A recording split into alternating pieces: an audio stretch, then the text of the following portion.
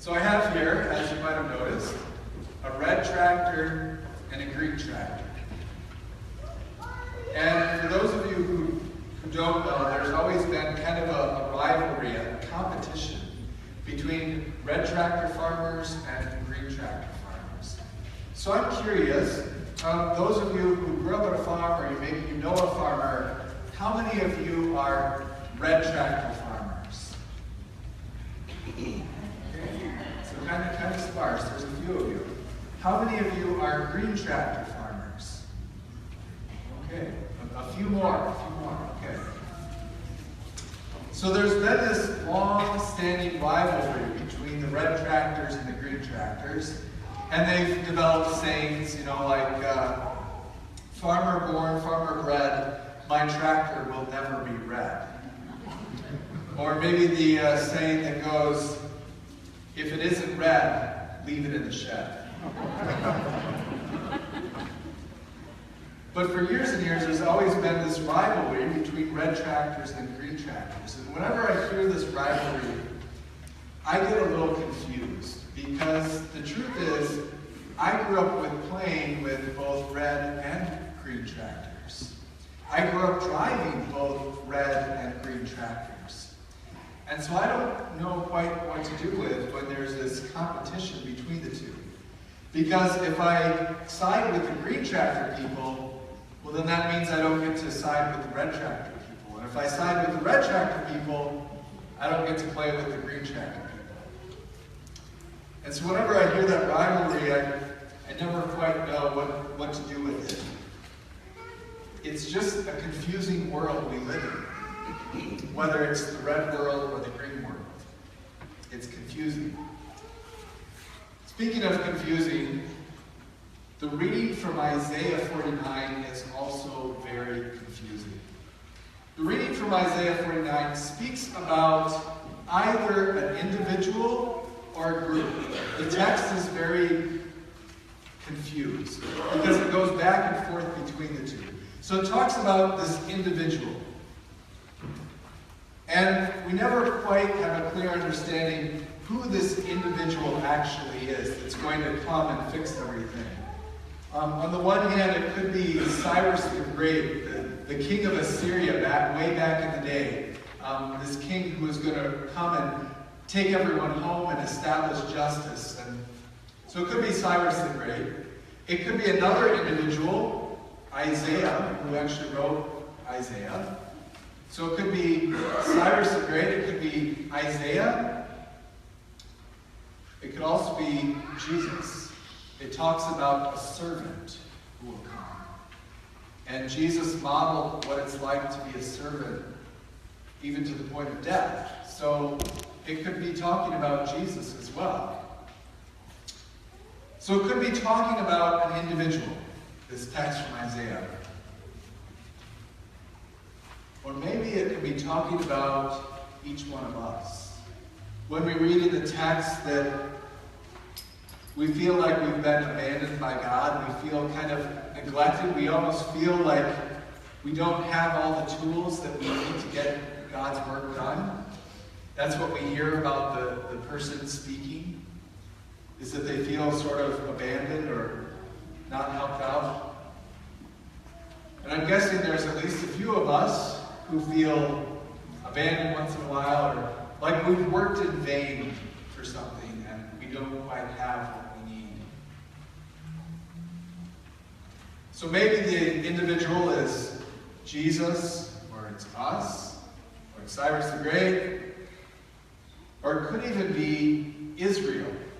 It uses the word Israel, and what's confusing about that is that Israel could be an individual, or Israel would also mean the nation Israel, a group. So now it raises an even more confusing question. Is this person that the text is talking about, is it an individual, or is it a group of people? Well, if it's a group of people, is it talking about the whole nation of Israel, or just some of the nation of Israel? Well, if it's talking about the nation of Israel, what about the other nations? What about Assyria? Or what about Babylon? If it's talking about Israel, well, then that sort of excludes those other nations. And so it raises an even more confusing question. Is it talking about an individual? And if it is, what individual? And is it talking about a group? And if it is, what group is that? It's all very confusing.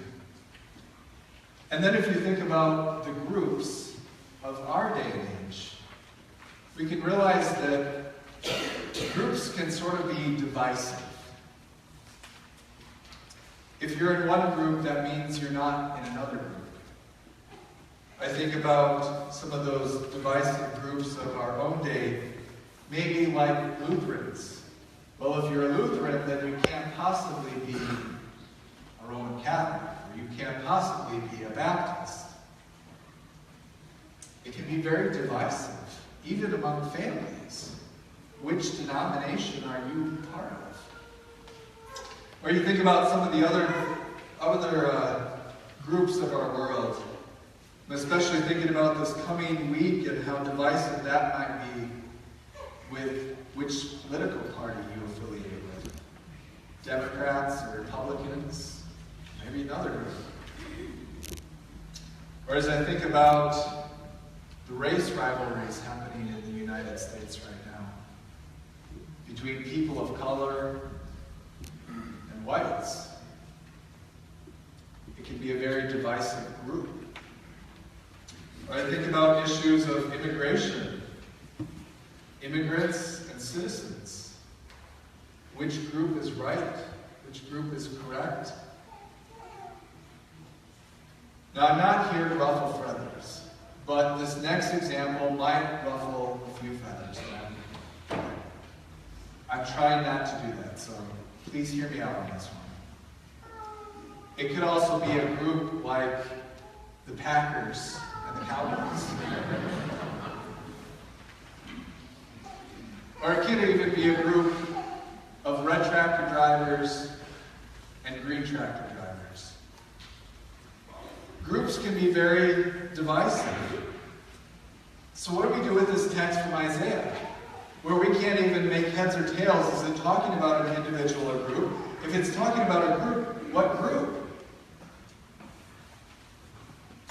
Until we listen closely to one word that changes everything. The word servant.